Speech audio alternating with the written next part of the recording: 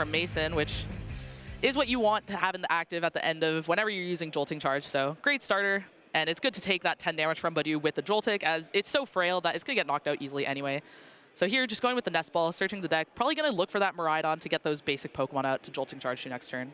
Yeah, the perfect set-up Pokemon. Not a huge attacker in this deck, just there for that tandem unit ability to find some basic Pokemon. We'll get the opportunity to see that Lily's Clefairy is prized. And how might that affect Mason in terms of his bench management for this game without that Lily's Clefairy?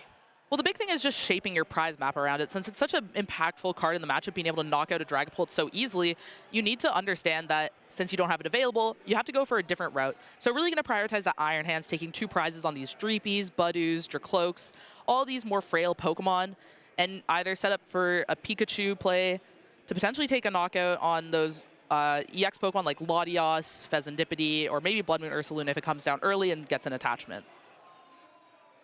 So now using that tandem unit, we'll see the Pikachu EX come down into play.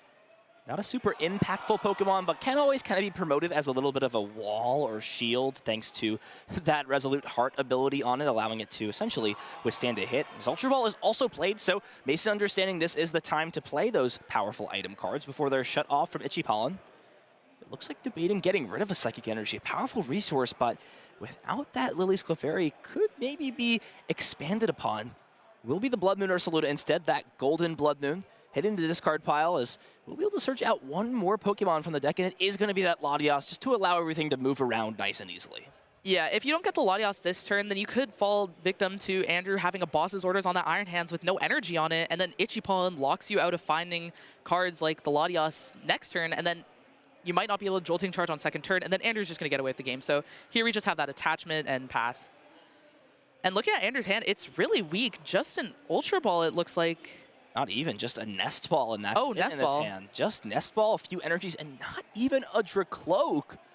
So with there being, you know, only the option to find one Pokemon, Piper, what is that one Pokemon best choice for Andrew going to be this turn? It's hard to think, because you could get Fezandipiti anticipating a knockout in a couple turns, but if your opponent sees that, maybe they power up the Pikachu or Miraidon and try to take a knockout on that Fezandipiti first. So, but if you only get Badu, and then in a couple turns this Dreepy gets knocked out, now you just have this Badu and you don't draw out of it. I do think Badu is going to be the choice just to slow down Mason as much as possible. And this Dreepy really isn't under threat next turn. Mason's going to have Galvantula and Energy and a Boss to knock it out, which is just pretty unreasonable under Itchy Pollen, especially when you see the Ultra Ball get played last turn and only 2 cards in hand. So just as Itchy Pollen is going to slow down Mason as much as possible and keep the Dreepy in play to make Dracloak, Ultra Ball, all these cards, Hilda, all of these like live options off the top deck to see more cards. Definitely doesn't feel great, though, either way. Will be the Badu of the choice. Andrew will search through the deck and see that that Dusknoir is in the prize cards. But this is sort of, you know, the natural consequence, so to say, of having a lot of those supporter cards prized, right? The 2 Lily and the Iono both being in the prize cards. That's almost half of the draw support just gone for Andrew. When you don't have Recon Directive up, it means you're really going to be struggling to get up and get going. It's really showing right here in this match. Yeah, and no Latios means that this energy attach is going to be your retreat, and not having those energies means that you're not going to have as many threats each turn. So if a Dragapult were to get knocked out, it may force you to find that Neo Upper, or just not have a Phantom Dive the next turn. So really just not a good start for Andrew here. Yeah, this Joltik will actually survive 2 Itchy Pollens as well. So here we go, Itchy Pollen number 1. But, I mean, Mason has essentially hit his quota already. Just wants to use Jolting Charge and is even going to commit this Psychic Energy to the Iron Hands. And that's all he wrote. Just going for a Jolting Charge, going to at least put 3 energy onto this Iron Hands, and then free to just choose where to put this last energy card. Yeah, both these decks really not having a great start, but it just shows how low maintenance this Joltik deck is. It really just got that Miraidon, which gets you the Joltik usually, but starting the Joltik didn't need that. And now you just Jolting Charge and everything's set up. No supporters played yet this game, but I mean, the Joltik box side is already fully set up. Andrew has nothing right now, looking for this top deck to kind of bail him out. It will be putting 2 Lightning onto that Iron Hand so that it can use both attacks. And yeah, finds nothing off the top. It's just a Dusclops. That's going to do absolutely nothing. And Andrew can't even use that Boss's Orders to provide any sort of pressure. If Mason has a Boss's Orders, then this game is almost just completely wrapped up at this point. Yeah, if Mason has that Boss's Orders, Andrew's going to be so many turns behind. I mean, needs a couple turns to evolve. And Mason's just going to keep using Ampu very much, taking 2 prizes. But even if he doesn't, I mean, Andrew still doesn't have a Dracloak, doesn't have energies to attach to move, still just relying on that top deck. And we see just going straight for that Ampy very much. Still no supporter, but I mean, honestly, maybe getting rid of this Badu is a little better. Just remove the kind of lock. So here we go, big top deck for Andrew. Can he find anything? It is a Dracloak, so that's probably one of the better cards to find at minimum, but it means that this turn, that Dracloak will either be knocked out if it stays in the active spot or force another energy to be discarded by a retreating. And does he find anything off of this? It's just a pair of Counter Catcher that does absolutely nothing in this spot, and Andrew is going to essentially just be losing the game on the spot here. He cannot do anything. Yeah, he has a Night Stretcher in hand, but retreated a Luminous earlier, so can't even move this Dracloak out of the active. He's going to take the prize card here. Hope to find that Iono. Does he rip it off the prizes? He does. He does. That's a huge prize card taken. Had a 50% chance to find something, so hold on. Let's not count Andrew out just yet. Is now just considering if it's even worth putting this Badu back in the active spot, but you're going to have to move this Dracloak regardless. However, it does not going to feel great when you know Mason's hand was terrible, and now you're going to give him 4 new cards here from this Iono. Yeah, 4 new cards to try and find boss's orders, but getting this Badu is really big. Mason's only playing 3 boss's orders. We usually see 4 in Joltik, and with the items being locked, that means no Prime Catcher, no Arvins, no Pokegears, all these cards shut off, which means only those 3 boss's orders to get this Dracloak, but 4 new cards at the same time. And needs to find an energy card and does find it. That's a huge grab. If that was not found, then yeah, it was pretty much just all curtains from that point. Andrew is playing that Blood Moon Ursaluna, so can find a way, you know, after this turn to respond and KO that Iron Hands. But as it stands right now, either way, Andrew has no energy on his Dracloak. Mason's going to go down to 2 prize cards guaranteed and has already got 2 energy as well powered up on that Pikachu EX on the bench. Yeah, I'm surprised to not see 10 damage go onto that Pikachu and maybe try to use Blood Moon on it next turn. Just get that threat out of the way and put Mason on having a boss to knock out the Hawlucha. Especially if there's a boss played this turn to knock out the Dracloak. But at this point, it is just missing a lot. Like, wow, it's not... There's not a ton of options for Andrew here. We'll see what if Mason finds that boss, but... Not sure he has the boss, but does have Crispin, and that's honestly more than enough in this spot, right? You Crispin onto the Pikachu EX, fulfill that energy attack requirement, and while there isn't a Lilius Clefairy EX, it's still in the prize cards up top. There is still going to be the ability to, you know, put more energy into play, shuffle the deck up with this tandem unit. I feel like we're going to definitely be seeing that Crispin at least power up Pikachu EX in this position. Yeah, and with the Pikachu EX powered up, that just closes the option of Blood Moon for Andrew HEDRICK, and he's going to have to find that Neo Upper Energy, use Phantom Dive. Iono hope for the best. Wow, just not playing it. It looks like the Metal Energy in the prize cards, not sure if he has another, is playing 2 copies, but just choosing to not power anything up. So hold on here, Andrew. May have the potential to come back into this game if he can find himself the potential to take a KO with Blood Moon, and I think that's why he's deciding whether or not he should promote this Hawlucha instead. Yeah, you kind of have this 2 options here. You can try to find the Neo Upper Energy and attack with Dragapult, put some damage on the Pikachu, and then go for a 4 prize knockout on the next turn, or go for that Blood Moon or Ursaluna and hope that your opponent doesn't find the Metal Energy. In the first scenario, you're also kind of hoping that they don't find boss on the Hawlucha. And in one way, you're looking for your 1 of Neo Upper Energy, but by promoting the Hawlucha, you need your Blood Moon and Energy and a Pheasantipity, or not Pheasantipity, sorry, and a Latios EX to get the free retreat. He's really thinking about this choice hard. It is going to be the Dracloak promoted. Does have Iono at top, text the Latios. Wow, that would have changed everything. Would have essentially made this Hawlucha a free pivot in this spot, and is now just considering how to go about this turn. Only to draw 5 cards from Iono, has access to Recon Directive, but it seems like it's pretty much Blood Moon or bust in this spot. We're actually going to see this Recon Directive used before. Does find the Psychic Energy, so it looks like considering where to put this, but it's not the Neo Upper Energy, and that's the big difference here. So we're going to be seeing a big Iono, 5 cards, and if Andrew is unable to find a Neo Upper Energy, you may just be kind of fish out of water in this spot. Yeah, now with the Psychic Energy going to the bottom, 2 Luminous Energies in discard, even if he doesn't find Neo Upper Energy, it could be hard to find an energy at all. Yeah, the big issue, though, you can't attack with the Blood Moon now that you've promoted this Dragapult EX. Andrew does find an Ultra Ball for Pheasantipity, so can still dig through the deck. These discards are going to be a little bit tricky, though. You want to keep that Dracloak in case you find a Buddy Poffin or a Dreepy. Boss's Orders, obviously a solid card. Jamming Tower is probably the easy discard here. You don't need that card. For sure. This is going to be a bit of a tricky decision, though. It is going to be the boss's orders hitting the discard pile. Yeah, it makes a lot of sense. I mean, you can't really trap anything with the boss, and you're going to have countercatcher for almost the entire game, it feels. So just kind of leaving that out, keeping your options open to draw cards next turn, gives you more flexibility.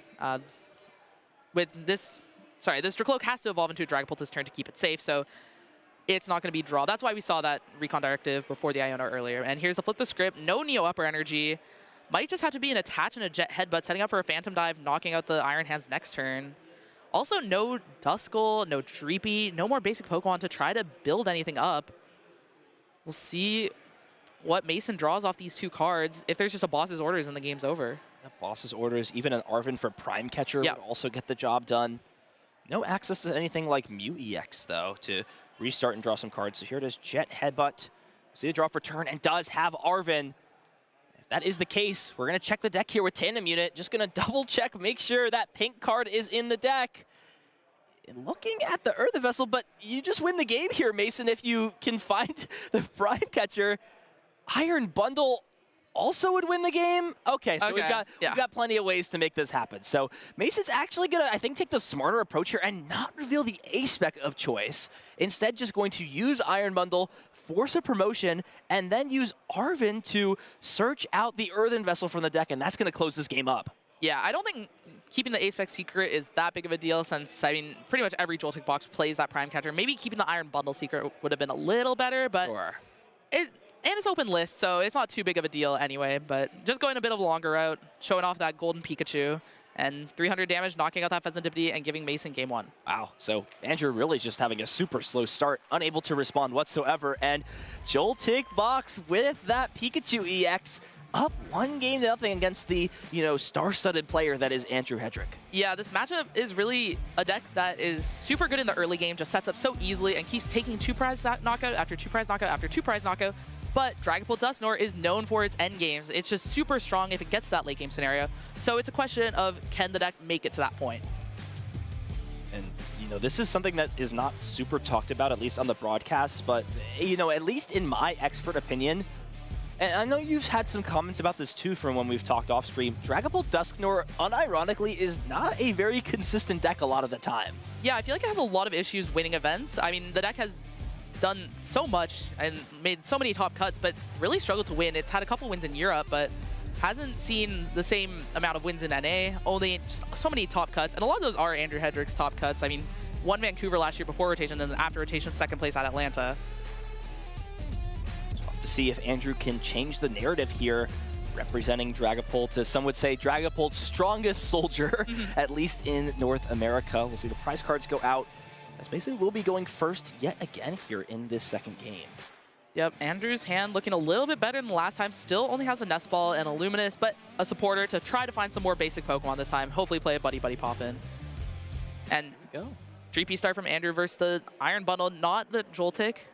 Mason does have a Nest Ball in hand. Will be able to get some Pokemon down before that Itchy Paw and just shutting him down. Yeah, it's absolutely huge just to be able to get all these basic Pokemon into play.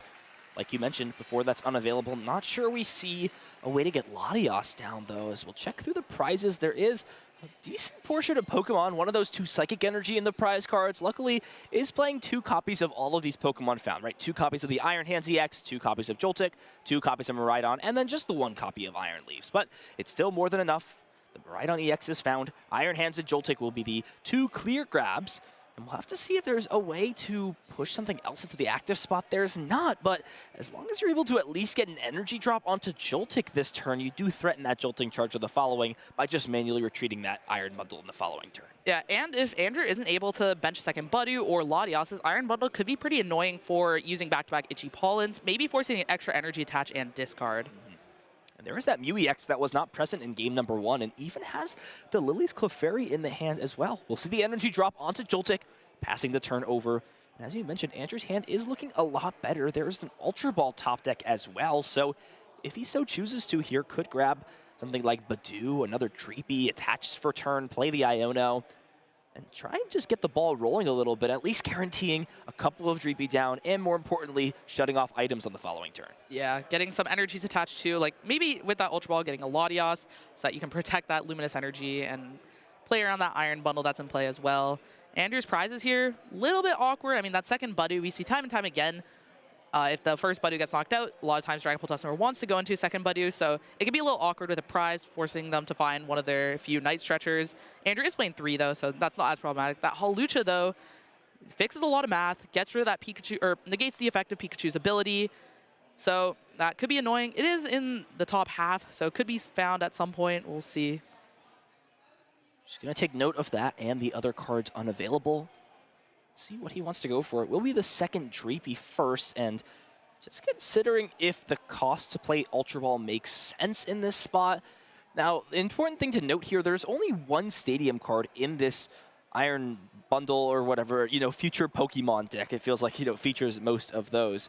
And it is that one copy of the Area Zero Under Depths. And interestingly enough here for Andrew, he's actually going to attach to the bench Piper.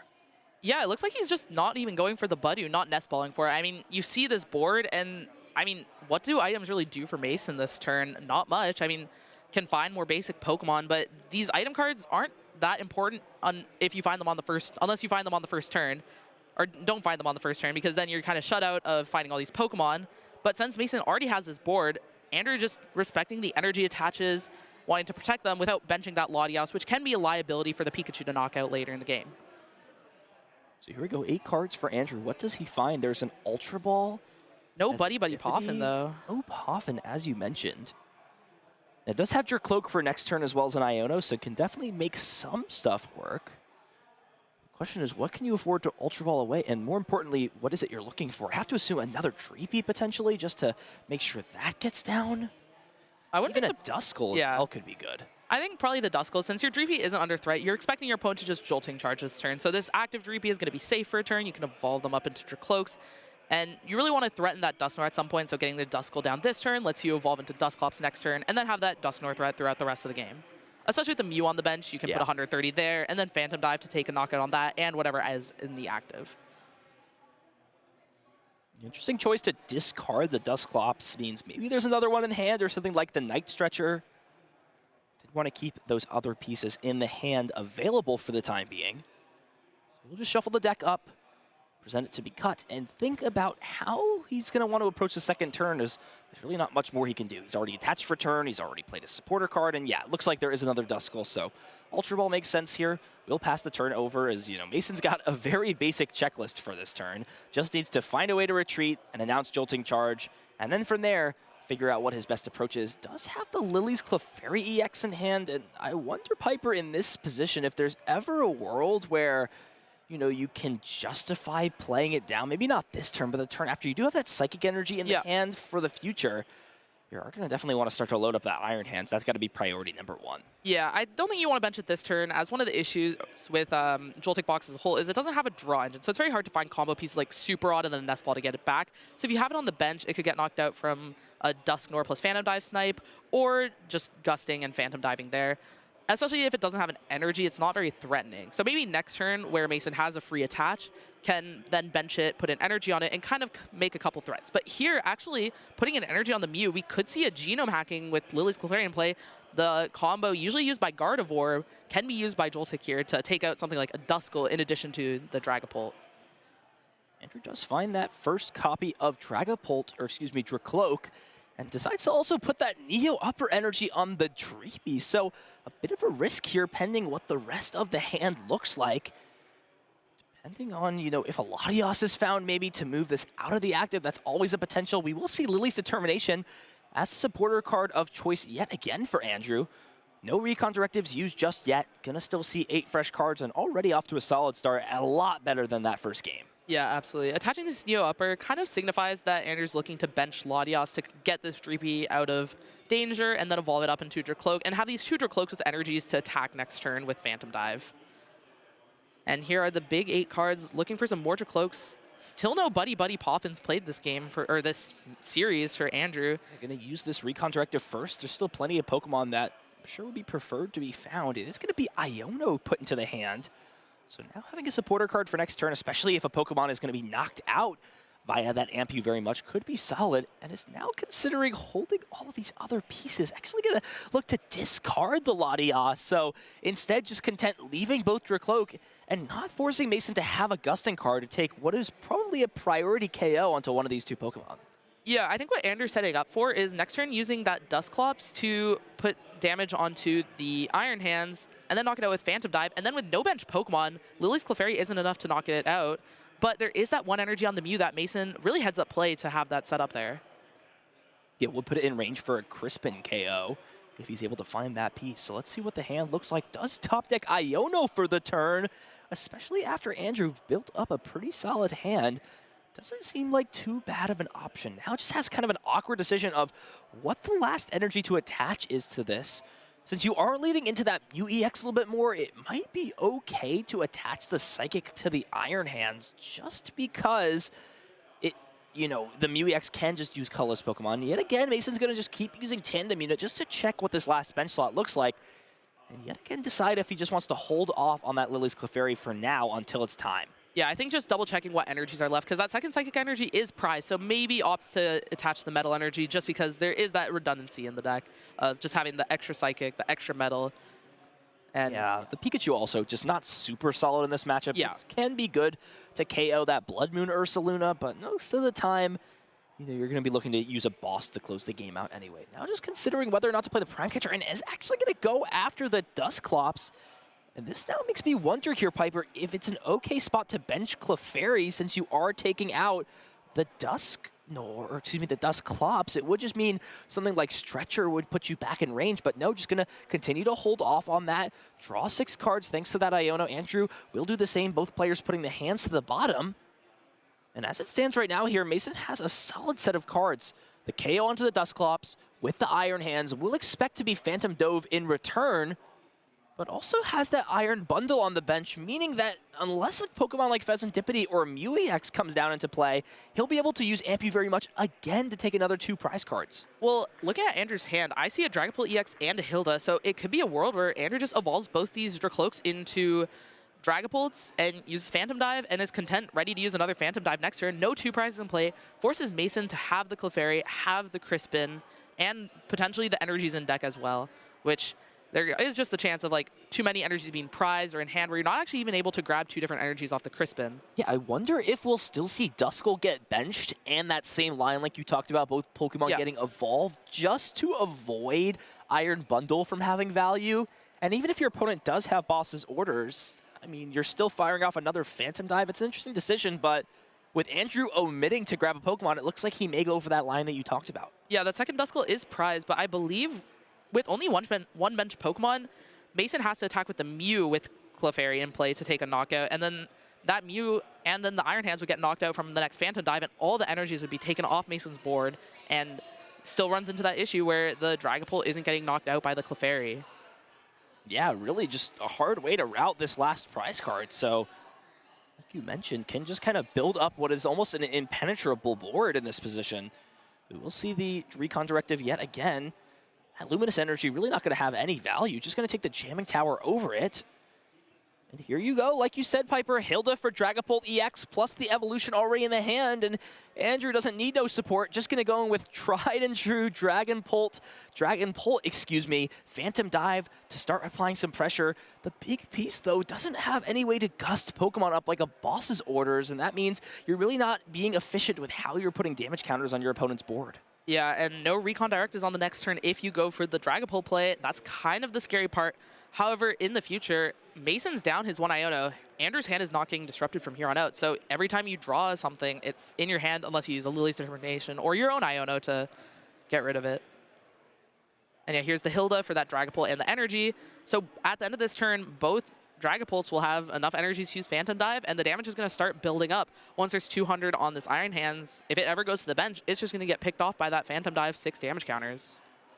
Yeah, curious to see where we'll see the rest of the counters spread now that there isn't any threat of Dusclops or Dusknoir. Do you start to try and pile up damage on the Mew EX to take it out over 3 turns? Do you go after something like the Joltik and the Iron Bundle to start to pressure the Iron Bundle to be used? What's the best approach here with this bench damage from Phantom Dive? Yeah, looking back to Andrew's prize cards, there's 2 supporters and a boss's orders in there. He obviously doesn't know where they are, but with half of your prize cards being a good option, he may actually knock out this Joltik with the hand being super weak and getting rid of these Recon Directives.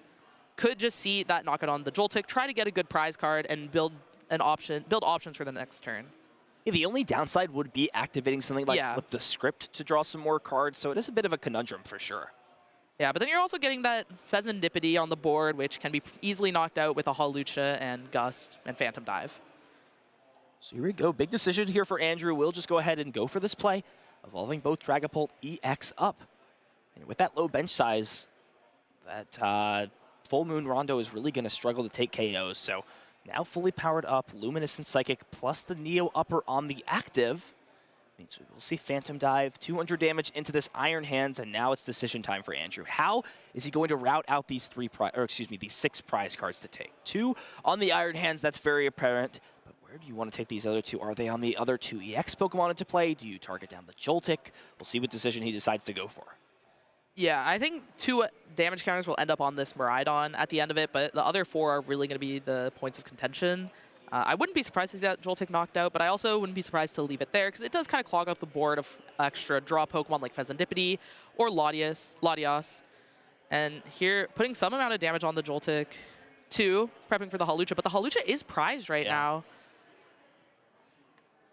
4 onto the Miraidon. Interesting choice to put 4 on that Miraidon. Maybe looking for a Dusclops line later. Maybe once his Iron Hands gets knocked out, Andrew will feel free to rebench Duskulls. And now Mason does have the Nest Ball plus a Crispin in hand, so can copy Phantom Dive to take a KO. However, the math again is just really not there to KO this last Dragapult EX. Yeah, you're gonna have 6 damage counters on it, but if Andrew doesn't bench anything else and Mason has 5 Pokemon on the bench, Full Moon Rondo is going to be doing 120 damage with weakness 240, and that's only 300 damage. The Dragapult will still have 20 left, and then you'd have a Lily's Clefairy in the active, and with Andrew's knocking out the Mew EX, can also knock out the Iron Hands. That would be the game for Andrew with such principled bench management, really. Just having this place where it's very hard to see how Mason takes 4 prizes in the next 2 turns, but it's really easy to see how Andrew takes 6 prizes in the next 2 turns. Yeah, this is a weird spot where I wonder if using Arm Press in the active is just the best way to negate Andrew from putting as much damage on board as possible and just accepting to 2-hit KO this active and then try and go for that 1 hit onto the bench with something like Boss's Orders next turn in combination with a Crispin this turn. Yeah, I think there's a lot of arguments to make here. You could also do a weird play where you Lily's Clefairy, attack with it only for about 280, and then next turn try to reestablish the Clefairy, boss the bench Dragapult, and genome hacking, knocking out both Dragapults. But that seems a little complicated. Here, grabbing the Latios, trying to move that Iron Hands, but has the Iron Bundle to free up a bench space for the Clefairy if Mason so chooses. It's going to be Arvin as the supporter for choice. So what item card is Mason looking for? It seems like eyeing up Ultra Ball. Now, Ultra Ball would allow this Joltik to evolve. And I think I saw the Galvantula EX getting moved to the front. That's an interesting choice. We haven't seen the Galvantula EX in a while. Definitely one of the more interesting cards as an inclusion. We usually see the Grass type 1 prize EX Pokemon, but this Galvantula is able to just deal a little bit more efficient damage to the active thanks to that attack. I just, again, wonder how much closer this is getting to a win condition if this Iron Hands moves. It's really not making a big difference if you attack with this active compared to the bench. So I really would like to see, you know, if Mason is going to decide to go for that attack, if he should just use Arm Press in the active instead. Yeah, because using this attack with the Galvantula, if it just gets Phantom Dived again, it has 220 on it, and then Andrew can knock out this Iron Hands, remove that threat from the board, and remove that threat from the board. Then next turn, knock out the Mew EX and the Galvantula on the bench. Yeah, it just feels like you're doing nothing but helping your opponent out in this spot. If you left that Iron Hands and there was no boss, your opponent would just be negating 140 extra counters, something like that. But now you're just letting your opponent do exactly what they want. They're going to take 2 prizes onto the bench Iron Hands and then set up math to win next turn with a Boss's Orders or a Counter Catcher. And I think Andrew is more than happy with this outcome and is good to start benching some Pokemon. Yeah, and Andrew here, now that he's going to be able to knock out that Iron Hands, is free to bench all these squishy 1 prize Pokemon. I mean, Dreepy can become Dracloak, give you some extra draw. We'll see if he decides to bench that second one in the hand. Yeah, I mean, with Iron Hands being KO'd here, there's really no risk to benching these 1 prize Pokemon anymore. Ampy very much is just not a feasible option for the rest of this game. And it seems like Andrew has just been given an absolute gift in this spot and now doesn't even have to really worry about Lily's Clefairy either.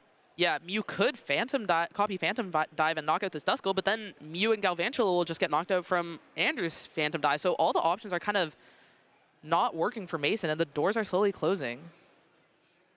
Decide to bench the second Dreepy, it seems, has Ultra Ball in the hand as well as another Night Stretcher. So if Mason even just takes a KO, Dusclops should just secure the game on its own as well. For sure.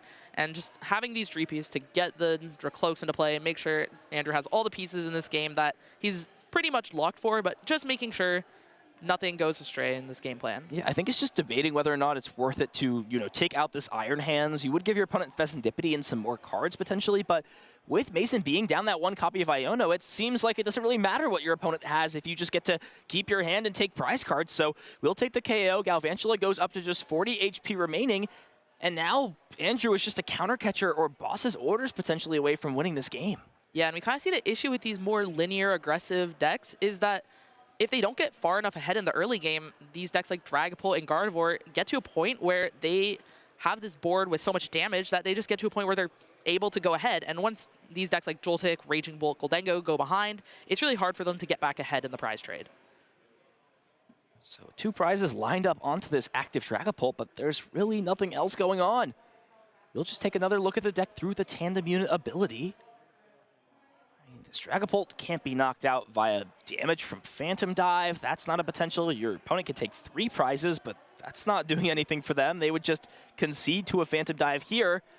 Now, Mason is playing a copy of Bravery Charm, so if he can Bravery Charm this Mew EX and bump the Stadium, that would prevent a Phantom Dive from KOing it, and if there's a Lily's Clefairy down too, would threaten game on the following turn. Yeah, and then Andrew has to find a Jamming Tower on top of all of those, on top of any other pieces he needs, and that's why he benched those Dreepies, right? In case Mason has that Stadium, has the Lily's Clefairy Genome Hacking with Bravery Charm, can have these Dracloaks to try to find another Jamming Tower, but just uses the Genome Hacking with no damage, or with no HP modifier. And there's just game on board here for Andrew, can just promote Dragapult EX, draw for turn, and announce Phantom Dive. And that's the game. Just gonna take a KO on the active, knock out this Galvantula via the bench damage counters, and that's it. Andrew HEDRICK wins this game and forces us to a game number 3. Yeah, we really saw in that game, Andrew actually had the basic Pokemon, got to use multiple Dracloaks, attach energies, and got to that board of just 2 Dragapults, and it's really hard for the Joltik box deck to break through that board. I mean, the Dragapult's 320 HP, and such a limited bench, the Lily's Clefairy, the most efficient attacker, can't really get in there and take knockouts. You have to use the Mew with 3 energies, can be a lot, and then the Mew just gets knocked out immediately, and you're just way too far behind. All your energy's gone. Take a look back at that second game, see how things broke down.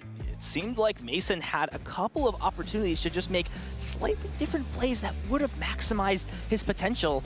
You've got to wonder during this last turn here if the Galvantula doesn't attack and just an arm press is used.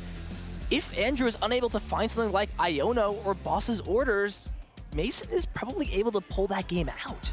Yeah, I mean, only going to 4 prizes and not having as much damage. I mean, we saw just 220 damage on the board is so abusable for Dragapult at any point in any matchup. And that was all she wrote going into game number 3. Mason will have the opportunity now for the first time in this set to go second, and that will be a huge advantage for him in this final game. Yeah, getting that immediate jolting charge and then immediate pressure of the Amp You Very Much from Iron Hands really just puts it on Andrew HEDRICK to find those evolutions for the Dreepies. Also finding the Dreepies turn 1. I mean, he hasn't played a Poffin yet this set on turn 1, but we'll see if he can change his game. I think I see one in his hand already, so looking to have a great start. Find those Dreepies, evolutions, energy attaches, and get to the similar board state as last game with those 2 Dragapults that kind of just become unbreakable.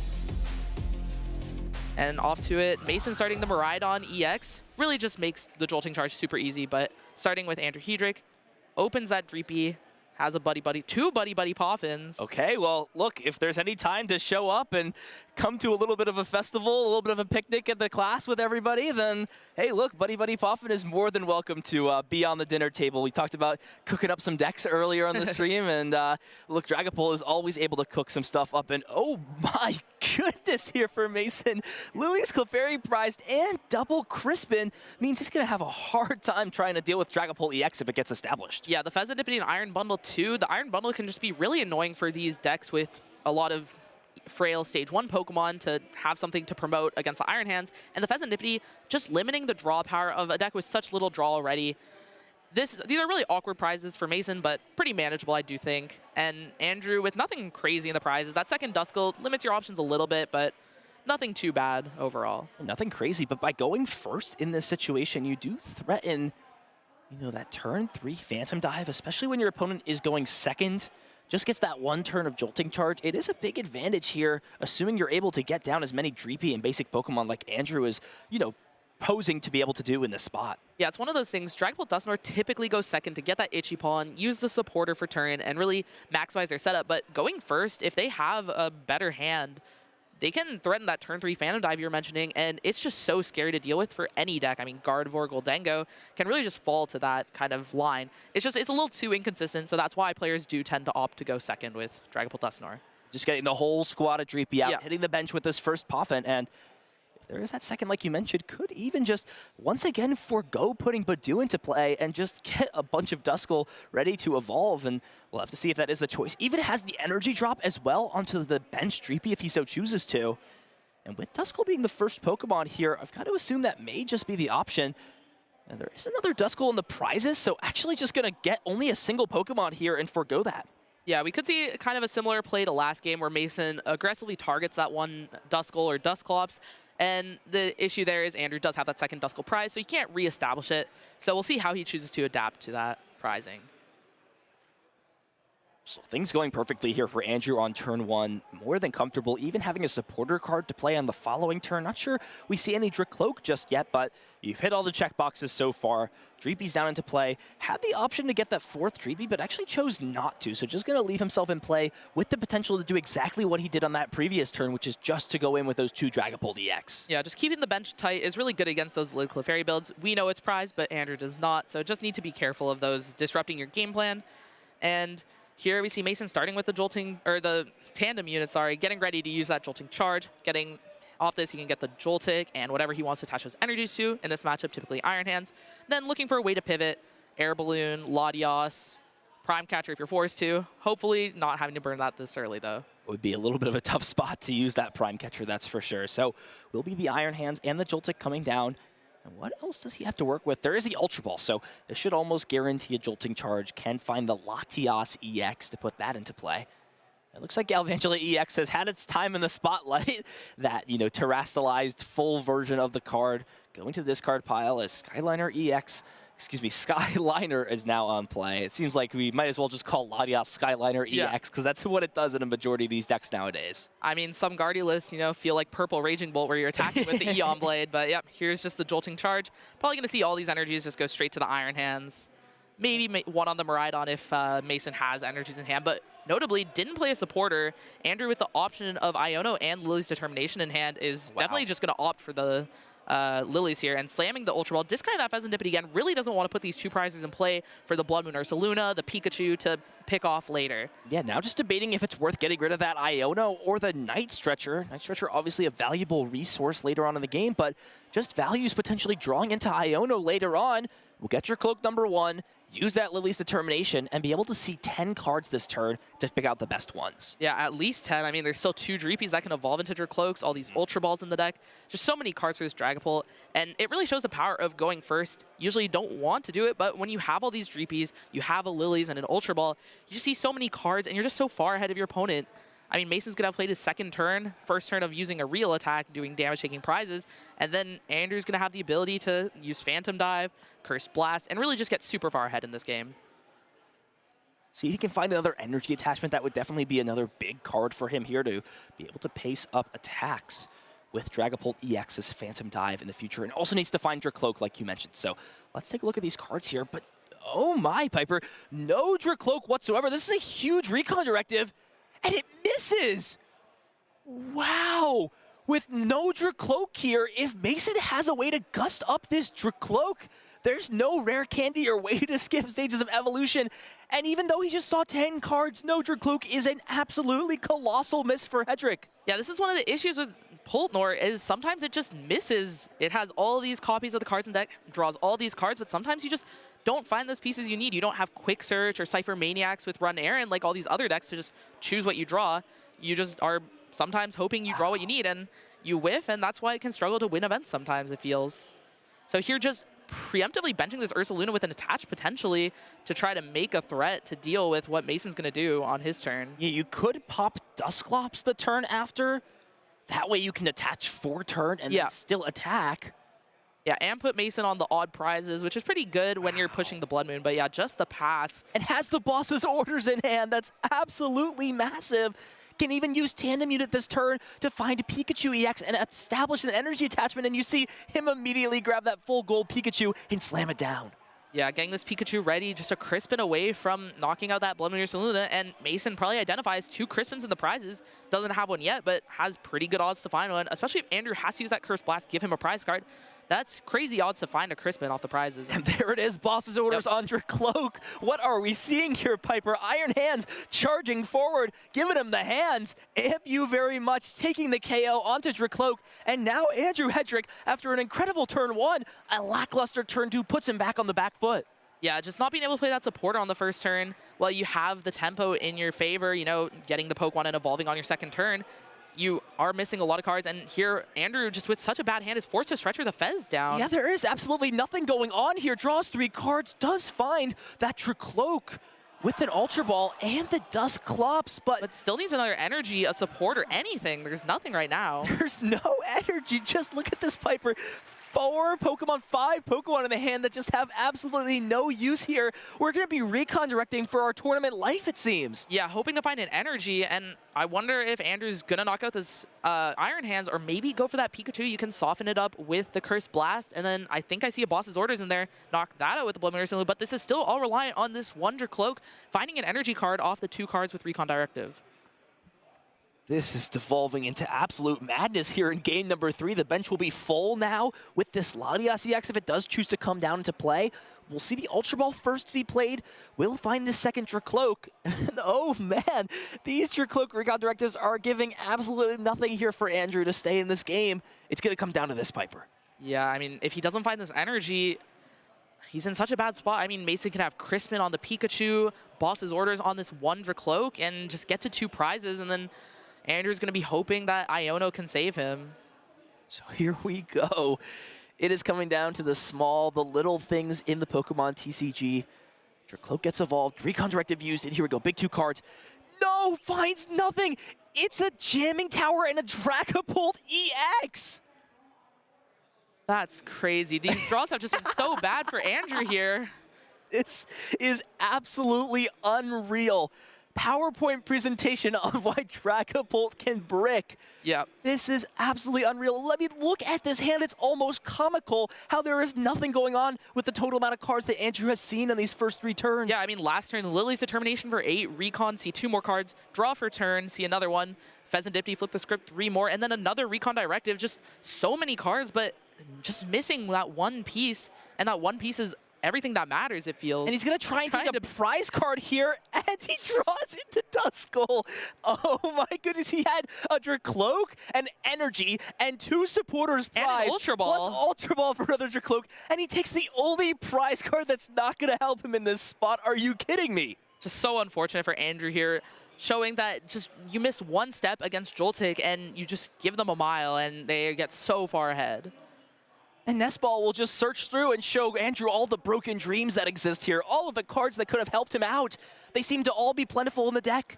And what do you do now? Retreat into Budu, give your opponent another 2 prize cards, and then let them win with even Blood Moon or Ursaluna down the line? It seems there's nothing else that can be done. Yeah, I think Andrew's just benching this Budu so he has the bench space and not bench Latias next turn if this Blood Moon gets knocked out by Pikachu.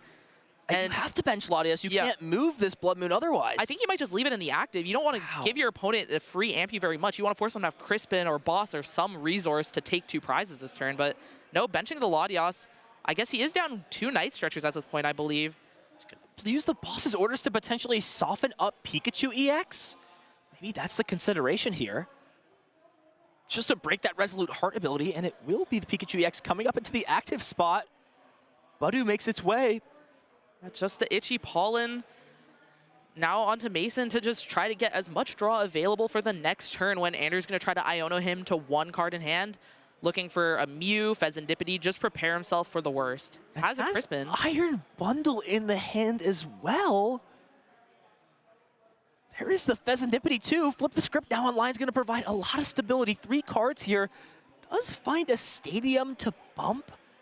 The Tool Scrapper cannot be used. Has Crispin in the hand. Is this the opportunity to power this Pikachu EX up? It seems like a good spot. Yeah, powering up this Pikachu and attacking with Ampu very much seems really good for Mason here because puts yourself on 1 prize. And you have this Pikachu waiting in the wings for if the Blood Moon attacks and knocks out that Iron Hands, which now you force Andrew to have Counter Catcher, Iono, just to get rid of this Pikachu threat. And then Mason can find Prime Catcher, Boss, so many cards. Yeah, even gonna use. Yep, oh, can't do that. Oh. He has a Nest Ball in hand. Oh yeah. All right, I gotta make sure everything's going through here. So using the tandem unit has Nest Ball. Yeah, it could even put Nest Ball under Ichipollen. Mew EX. Yeah. Oh, can't use that. That is correct. Okay. So yeah, can't use Nest Ball here. Ichipollen was used. Is now going to think about using the Crispin, and it seems like this is the best opportunity to just power this up to allow yourself to use Boss's Orders.